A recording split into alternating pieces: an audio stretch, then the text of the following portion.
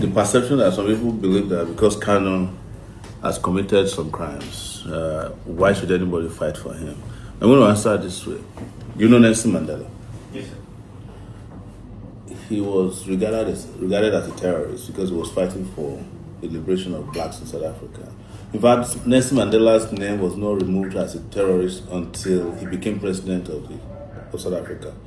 That was when the US lifted the terrorism tag, granted him a visa, and he traveled across the world. And one of the things he said when he was visiting the US, same question was asked of him.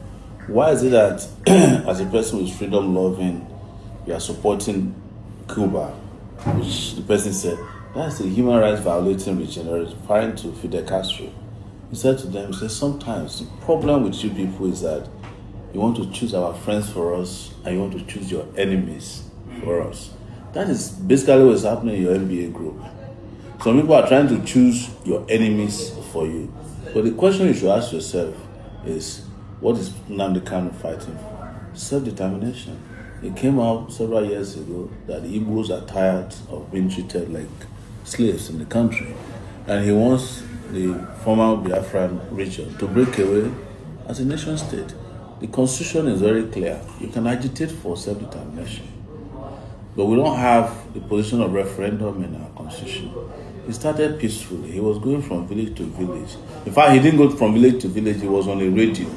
His only weapon was a microphone. Guess what? When he was arrested the first time, what they found on him was a microphone, not a gun. They found with Mandela a pistol. Well, with Nnamdi Kanu, they found a microphone. In fact, when they were asked to present evidence, even in the ongoing case, the evidence presented is that microphone, his underwear, top and bottom, and some of his writings. No element of terrorism was established in court. Nobody has testified that they saw him buying guns or ordering guns or ordering. They brought to court different kinds of audio messages, which was his response to when police was killing his people. When I was at Sowore Reporters, I had in my possession a video which I published at that time. I don't know if Facebook has taken. As the Nigerian army went to where IPOB people were peacefully gathering and shot them dead live. 2014, I think. They killed them right there. This was captured on tape. It was provided by Amnesty International to me. So who committed the crimes? Is it the person who started peacefully or the government who said so? But like I started this with, this was the goal, But the simplest question a lawyer asks when you go to court is evidence, right? Yes, sir. If somebody is brought before a court on terrorism charges, and we have not been able to prove it in 4 years, there's something wrong with that process. Meanwhile, Simon Ekpa was arrested maybe last year. He has been convicted within 6 months in Finland. He may not have been as guilty as it, but he has the process of appeal. The trial was speedy, open, and in my own view, fair. What happens to Nnamdi Kanu? You just keep detaining him. Even when the Court of Appeal said that he's discharged and acquitted and wrote that he should be released forthwith, you refuse to honor that court order. And you are going into MBA groups to say, why is anybody fighting? You are taking extra legal steps to violate the right of a campaigner for self-determination. We are taking extra legal steps to force your hand to respect his rights. That is the reason for my protest. And who is in a better position to know a sham trial if it's not Sowore? I've been subjected to as many as 10 of those foolish trials. I have about 3 now pending. And they are going to end up in nothing. That's why since 1992, I don't write statement in police station.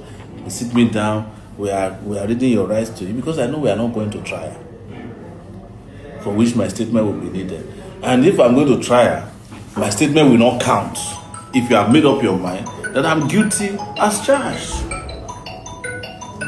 So tell your NBA friends that first and foremost we are disappointed in them.